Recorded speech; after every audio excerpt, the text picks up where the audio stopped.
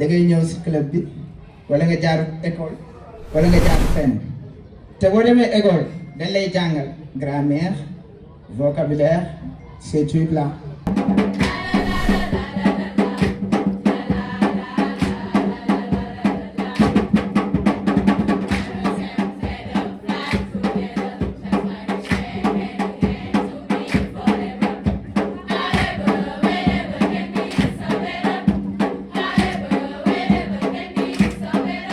juillet fii ci BCEAO dañuy def benn journée boo xamante ne journée fête d'anniversaire waaye tamit journée boo xam ne ñu intégré jeunes à ce que ñu ñëw découvrir la mooy culture islamique ñu ngi profité ci occasion di ci invité képp koo xam ne yaa ngi fi teew incha allah rabbi kon moo guddal ndax temps bi xat na muy guddi ak am na ñeneen ñu war a jàll incha allah dina ñëw ci kanam tuuti def benn prestation ngeen xam ci lan la ñuy dox incha allah salaamaaleykum.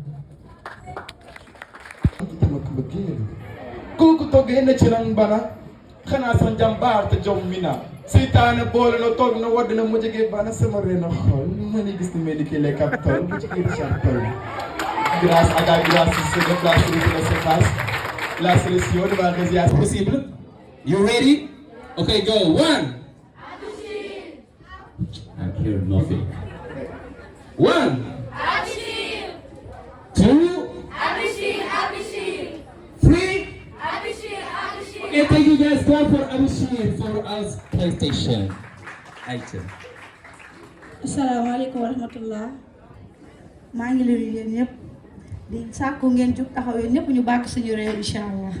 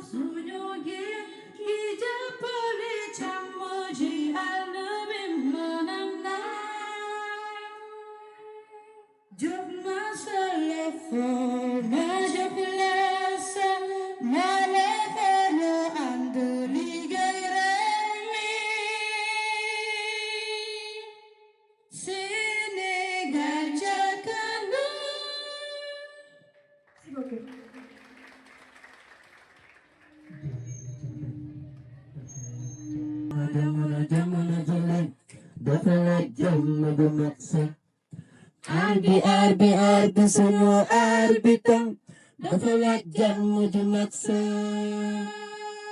ñu dem ñu leen ñu ñaar loxo yi jàmm si suñu ñu leen ñu ñaar jàmm arbi daal ñu leen ñu ñaar jàmm si suñu biir ñu leen ñu ñaar jàmm arbi daal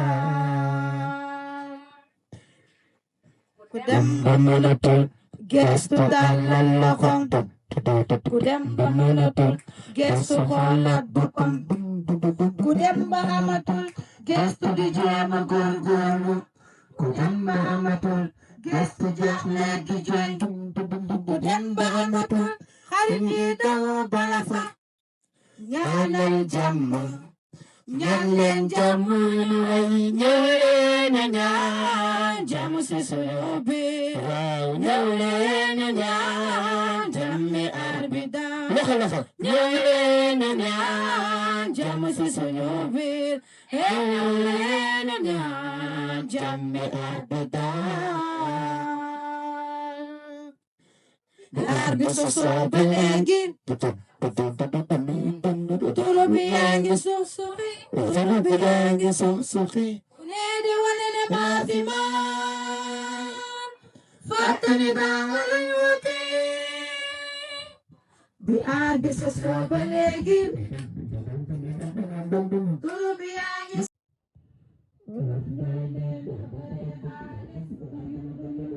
jaay nee na bari na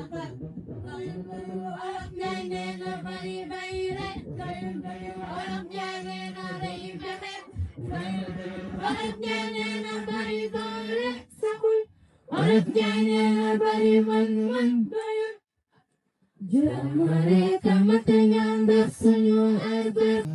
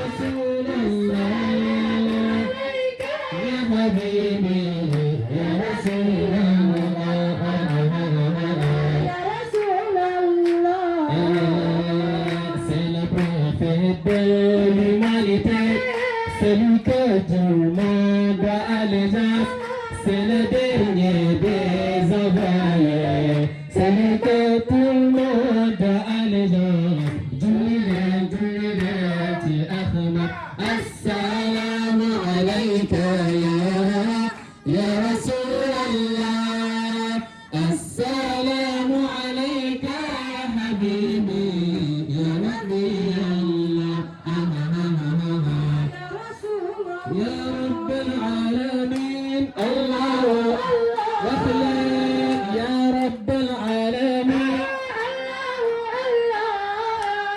ñila bëgg ñu aw ya rabbal alamin Bamba salli ala taha al amin كلمتك بذكر طه الامين الله الله وخلال حسب ربي جل الله الله ما في قلبي خير الله الله الله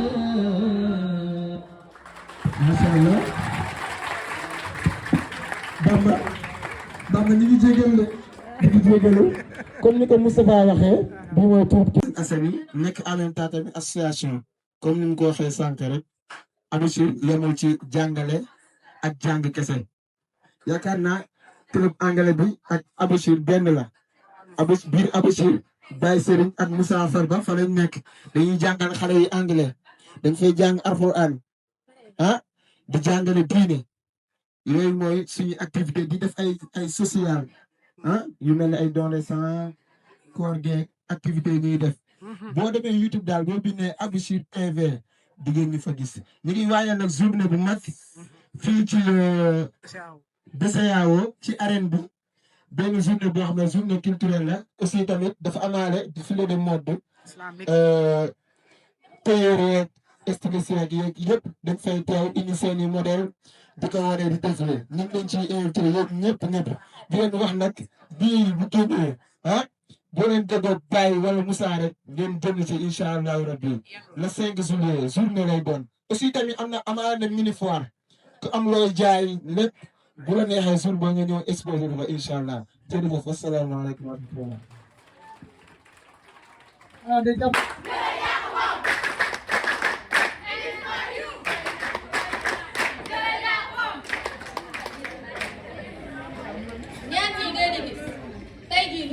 ñoom yàlla xam na ni am na lu des ni ngi leen gisee ni seen jëmm yi ni mu toll jàppale nañ ñu si lépp nag si loo leen mënti xalaat amuñu benn problème mu àdduna tey jii ku ñëw si club bi mu leer na ne amoo cotisation sax du feeñ si yow parce que ñoom dañuy fatt fépp taxaw di jàppale ñëpp club bi tey su taxawee ñoom mag ñi ñoo si jàpp mu baax parce que comme ni ngeen ko gisee ñun ñi ñëpp ay xale lañ dañuy bëgg buñu amul woon ñu ñuy jàppale dara du si baax kon ñoom ñaar ñii bu ñu sañoon ngeen bàyyi si bismillah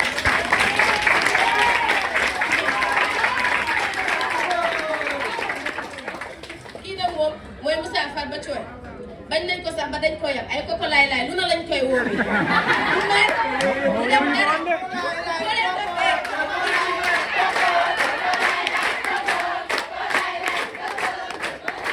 xam nga lii xol bu yaatu rek moo ko mën ay xale yu ndaw di la tiim di la wutal tur ngay ànd ak ñoom affaire bi dama ko merci beaucoup à vous.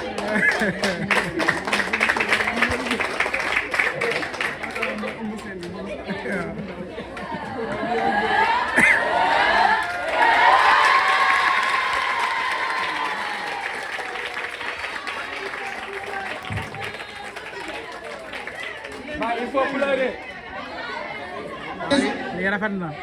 Très jolie photo, très jolie photo. Des applaudissements encore une fois pour ces deux belles photos.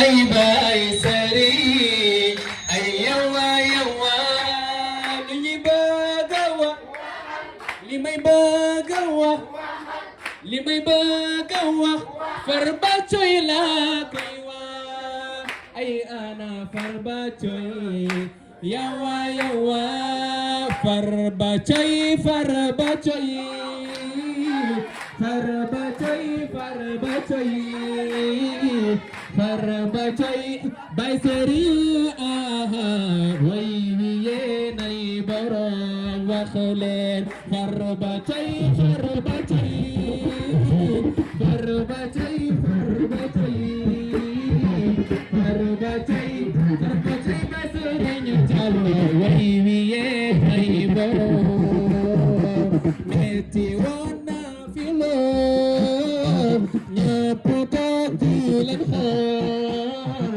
naan Farba Baye Serigne bu ñu doon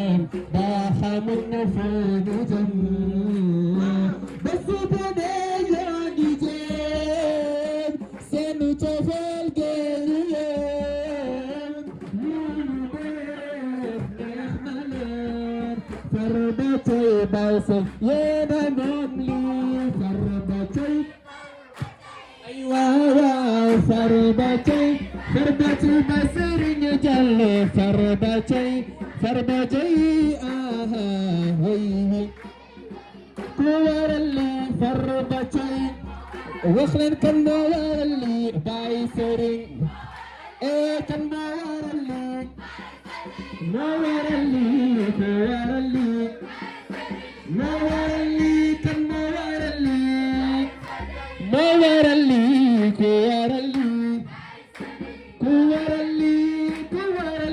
Farbatay, Koko Lai, Mawarali, Ay Wakhlan kan Mawarali, Kuwarali.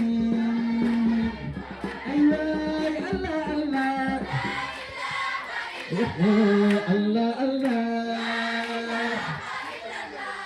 ñu jégal nag dëgg yàlla ñoom ñaar ñi ñëw de bés bi wallahi ci trop Abachir trop bi yéeg léegi wallahi def nañ fa liggéey bu remarquable sax président bi dama bàyyi ma fen Moura Fall dama bàyyi ma fen maanaam jàppale nañ xale yi ci éducation anglais maanaam yóbbu leen fu kaay ndax xam nañ ni English is the key to open a many door ñoom xam nañ ko xam nañ ni anglais dafay apporter lu bëri non seulement waxuma Jinda English Club mais li ñuy seere fii ak Queen li ñu seere fii yëpp lu ko raw la ñuy def biir Abachir kon tàccuwaat leen bu baax a baax a baax jërë ngeen jëf.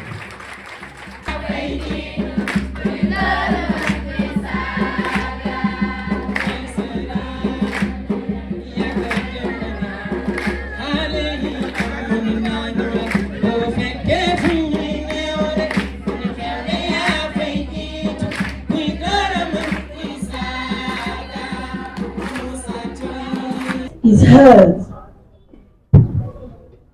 Young minds discover every word. Let me remind you not to forget those they know. Gentlemen, today we are here in Jinda English Club for an important journey. Like now we are here with an important person who was here in this club, was a Queen. Queen, what is your name?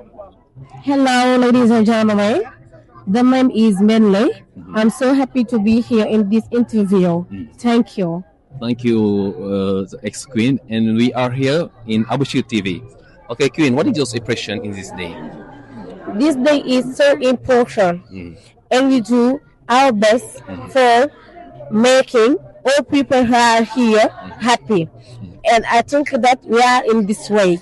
As you can see, Jinda English Club is an English club who are here for helping people who want to learn English. And we have many members.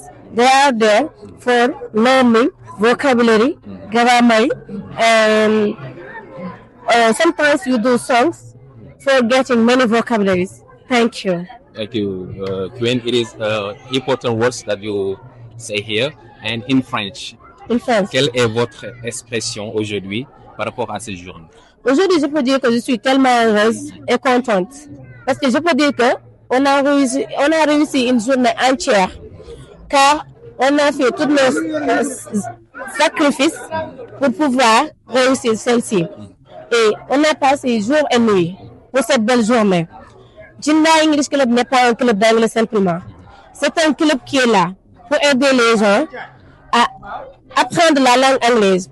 Et tout le monde sait que la langue anglaise n'est pas notre langue maternelle. Et on doit faire beaucoup d'efforts pour pouvoir parler la langue comme des natifs. Et on pense qu'on a des élèves, je peux dire des grands qui nous aident à améliorer notre niveau et qui prennent soin de nous, qui font de leur mieux pour notre amélioration. Merci beaucoup. Okay, merci beaucoup, Queen. Donc, c'était des mots très intéressants. Vous étiez sur Abachir TV. Donc, vraiment, merci beaucoup encore une fois pour ces mots. Merci beaucoup à vous aussi. Merci. Bonjour à tous, nous sommes ici sur Abachir TV, donc avec un invité qu'on a interviewé donc, sur cette journée, mais également un fondateur d'une entreprise qu'on va laisser lui. Donc il va nous expliquer. Bonjour monsieur. Bonjour, merci beaucoup d'avoir. Bonjour à tous, j'espère que vous allez bien. Moi je m'appelle Ran Alassane Cissé, plus connu sous le nom de Rantech, Techcom Technologie. Je suis le fondateur et l'actuel PDG de l'ADN PME, Agence de développement numérique et pour les petites et moyennes entreprises. Merci beaucoup. Qu'est-ce que vous pensez de cette journée d'aujourd'hui? Sur journée Djinda. Oui, le Djinda English Club. Voilà. Tout d'abord, je devais commencer par les remercier. Parce que nous savons tous que la langue anglaise est une langue internationale. Et plutôt, maintenant, qui est primordiale même dans le monde professionnel. Moi, je connais quelque chose. Et nous avons vu que Djinda English Club fait un très bon travail. Parce que moi, je suis élément de Djinda English Club, mais je suis faible en anglais. Certes, parce que j'ai très tardivement intégré au club. Du coup, c'est pour cela que je n'ai pas eu la possibilité de rester. Mais par occasion, j'ai été l'un de leurs partenaires, l'un de leurs, je dirais, sponsors de cette journée. Mais je dirais que l'activité est une grande activité car c'est quelque chose dont tout le monde doit venir s'il peut. Parce que c'est une activité qui nous aide à voir que les enfants sont au moins sur quelque chose qui les prépare à l'avenir. Moi, quand je vois les enfants parler très bien anglais, et pour être franc, je suis très content, franchement. Donc, à propos de votre entreprise, que pouvez-vous dire de plus? Qu'est-ce que vous nous proposez aussi? D'accord. Bon, ADN PME, c'est une nouvelle entreprise qui a été mise en place à cette année-ci, en 2026. Et pour les sans-sièges à l'unité 17. Plus précisément chez moi, avec une équipe de 7 personnes. Sur les 7 personnes, on nous appelle la Pléiade du numérique, Pléiade comme 7, comme les 7 écrivains. Moi, je suis le PDG, on m'appelle souvent Rantec. J'étais moniteur en informatique en partenariat avec IMCA, mon ONG internationale. Et à l'instar de ADN PME, nous avons lancé ADN PME parce que nous avons vu que beaucoup d'entreprises, il y a des entreprises, des personnels, des civils, des artistes, des musiciens, d'autres politiciens qui n'arrivent pas à se digitaliser. Et actuellement, dans le monde actuel, s'échapper à l'informatique et s'échapper à l'anglais, c'est de s'écarter au monde.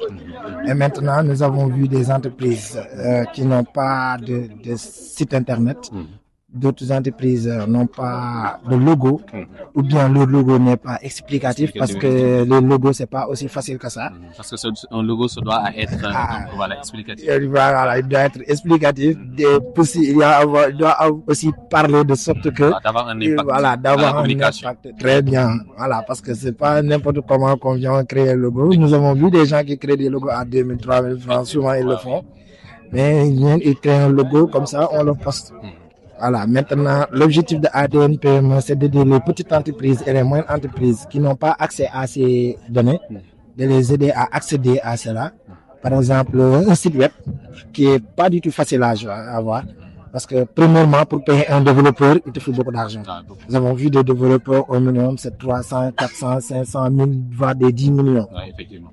Mais les petites entreprises n'ont pas cette possibilité. Maintenant, nous, ADN PME, l'objectif, c'est de venir guider les petites entreprises, leur montrer quel type de site web ils peuvent avoir facilement sans pour autant beaucoup payer. Alors, mesdames et messieurs, on est encore sur Awitcher TV. Nous avec une grande artiste, une fille incroyable de par son talent et par sa voix qui émet des choses incroyables. Je vais la laisser se présenter. Salam alaikum. Walaikum salam wa rahmatullah. Bon, je me nomme Seinoub 6. Membre du club Djinda English Club. Merci. Seinoub 6, aujourd'hui, quelle est votre impression sur cette journée? Je peux dire que, genre, ils ont fait ce qu'ils devaient faire. Vraiment, parce que les répétitions, c'était pas facile.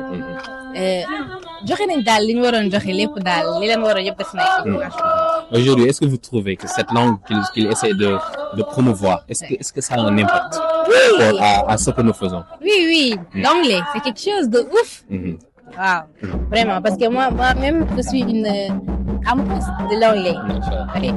Donc, quelque chose. Donc, au Brésil, nous allons laisser faire une petite démonstration, une petite prestation d'une minute ou bien de 30 secondes donc, pour nous parler de toi.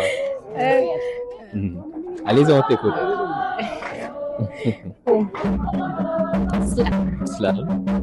Islam sans flamme. Je suis Zeina, une plume sensible, une voix qui slame avec cœur. Je suis Zeina, une plume sensible, une voix qui se tape avec man maay je te Alhaj Alex je te Ahmadou Bamba Mbacké man maay je suis Zeyna. Machallah kon donc c'était Zeyna sur Abou Chik machallah donc jërëjëf Zeyna kontaan nañu. Islam sans flou fond de notre islam jërëjëf. Salaamaaleykum à tous ñu ngi leen di nuyu ñëpp di leen ziar di leen joxal seen wàccuwaay encore une fois bi ci Abou Chik TV. Donc on est là avec voilà un entrepreneur, un créateur mais également un éducateur, donc quelqu'un qui a beaucoup aidé li nga xamante ne moom mooy Djinda English Club. Aujourd'hui nous sommes avec. Ok, salam alaikum wa rahmatullah. Donc vous êtes avec Abdou Khadir Diop qui est membre du club d'anglais Djinda English Club et également étudiant à la FASTEF. Donc am contentement bu baax a baax ñëw ci journée bu English Club bi encore une fois. Abdou Khadir, what is your expression in this day?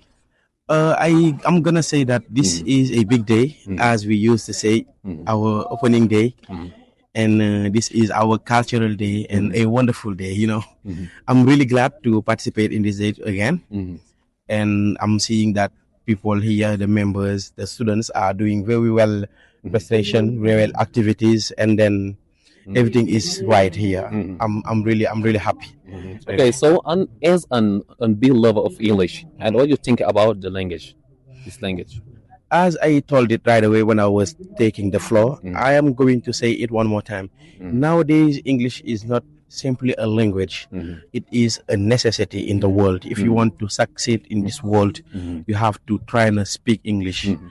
You have to speak it fluently to try and master it, and then you are going to have more opportunities in the world. You know, speaking English is not now like being wane or stuff like that.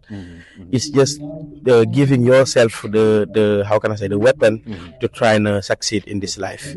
Donc, vous pouvez nous dire ça en français pour ceux qui nous écoutent. Ok, donc je disais tout à l'heure que par rapport à l'importance de la langue anglaise, je dis que l'anglais n'est plus une langue qui est simple ou bien une matière académique. Ça est devenu maintenant une nécessité pour pouvoir réussir dans ce monde. Ça t'ouvre les portes et ça donne de l'arme également pour pouvoir réussir. Ne soyons pas là à être des gens peut-être qu'on nous dise que dañoo waane ou bien truc de ce genre. Donc on doit faire de l'anglais une arme pour pouvoir réussir et avoir beaucoup plus d'opportunités dans ce monde d'aujourd'hui également. Voilà. Okay, so Abdou Khadir, what advice will you give the youth? Okay, the advice or the piece of advice that I'm going to give to young people, including myself, of course, is to learn. To learn, and as it is my goal, to keep on keeping on. I mean by this quote, keep on keeping on. So to keep focusing, keep doing what we have to do in order to succeed. As we say it in Wolof, we have to sample. You know what a sample dëgër wow kong da. Exactly. So thank you very much. That was Abdou Khadir. Machallah. Donc un membre vraiment de Djinda qui a beaucoup participé, donc même au Parcelles Assainies sur beaucoup d'aspects. Donc vraiment c'est un homme incroyable. Donc c'était sur Abou Chik TV avec Abdou Khadir. Merci beaucoup. Thank you very much. Ok, merci. Voilà. Donc ñu ànd ak yéen ba tey rek ci Abou Chik TV, donc avec une autre personne incroyable aussi qui est un membre donc clé, voilà, l'ancien président du Djinda English Club. Donc I want to say Mr. Abdou Khadir, donc I let you introduce yourself. So my name is Abdou Khadir, aka This Potential Man. I'm a teacher. I'm a former king of Djinda English Club, and I'm so happy to share this moment with you. Okay, thank you. Can you say us about the club and the motivation that you, something that motivates you to participate in this club? Yeah, the Djinda English Club is something very important. It makes something in our mind, in our brain, in our heart. That is the reason why we are here. We are learning something which is so important. I mean, about behavior, about English, about how to get, how to learn, how to have a good behavior, something like that.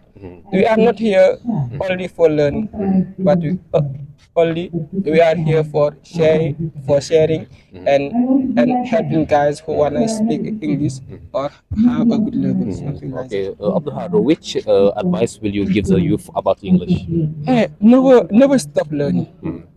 We are not perfect, but we can make ourselves perfect. That is to say, we are not perfect. We can make a mistake. We can do something which is no good, something like that. But never stop learning. Make a mistake, but never stop learning. Can you translate in French? Voilà, je disais que voilà, il ne faut jamais arrêter d'apprendre. Parce que nous faisons des erreurs et nous ne sommes pas parfaits. Et nous sommes des êtres imparfaits. Nous commettons des erreurs. Mais il ne faut jamais s'arrêter d'apprendre. Il faut toujours apprendre. Même si c'est 5 minutes, il faut toujours apprendre. Okay, to go to the close, what do you think about this day? This day, I'm so happy. I wanna just say something about Baisiri Jallo. Today, if I'm someone who I am, because of Baisiri. Baisiri Jallo is someone who is so special for me. Yeah, special for me. May Allah help you for achieve your goal. Really, you have to know I love you and all member of Jinda English Club. I love you too. Yeah. This person, I do love this person. MashaAllah, So MashaAllah. this day make me, I can say, make me feel happy. I feel myself in my house, in my real house, in Gindang's Club. I love all members of Gindang's Club. MashaAllah. Okay, so everybody that was Abdul Hadir, our ex-president, so very incredible, MashaAllah. We're gonna let you, and thank you very much. Thank you so for much. another day, inshallah. Inshallah. Merci beaucoup.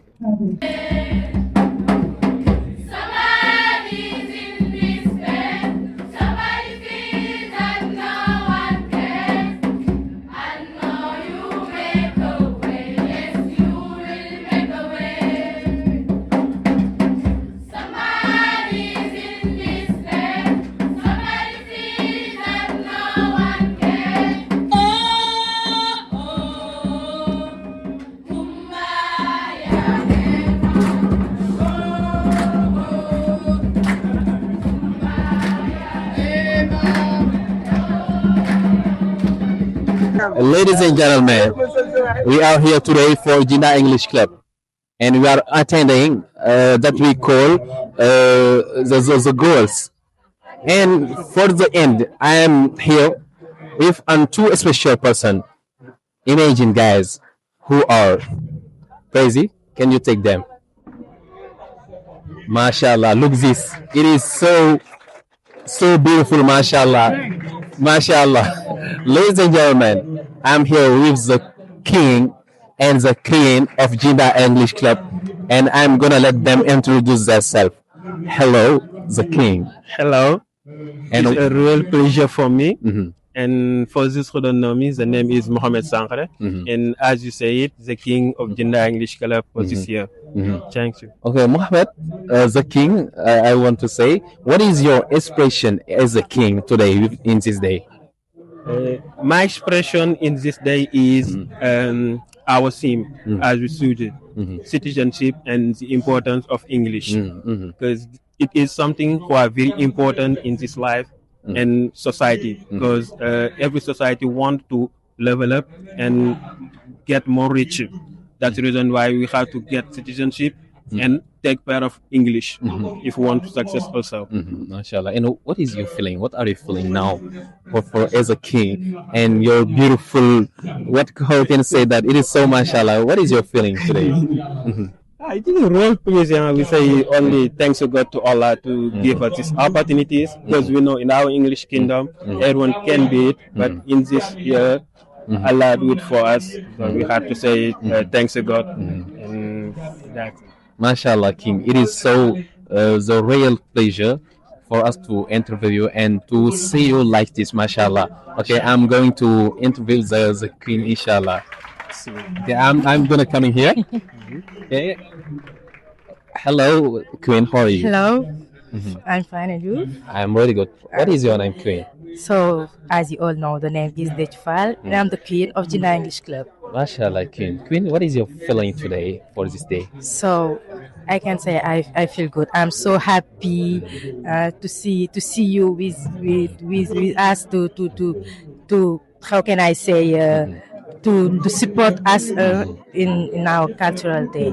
Thank you. Mashallah. As a queen, and what is your motivation? What is your motivation in this club to participate in this club? So, like I said, I was simple student in Jinnah English Club, but in 2022, when I was a simple student, I see like Benley, Baiserigne, they speak English very well, and I say, wow, they speak English very well. I wanna like them. I will do my best and. Thanks to Allah, I do my best. I believe in myself, and I can say Alhamdulillah. In 2025, I can the queen. Mashallah, queen. It is so nice and beautiful with your king, mashallah. And it's a real pleasure to coming here today and ask you. And for medication, we have 4 medication, but the time is so fast, okay? And we're gonna let you. Thank you very much. That was a pleasure in Abouchir TV. Merci beaucoup.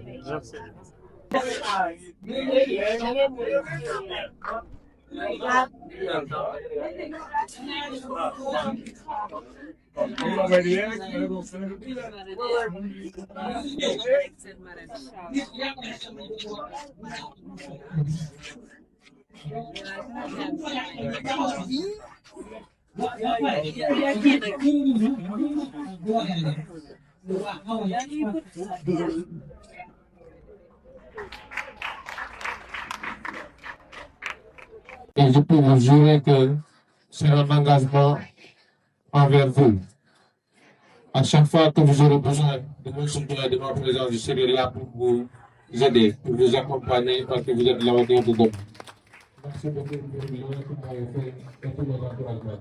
Merci beaucoup. King Sankare et King Déthiou-Fall, le président, la présidente.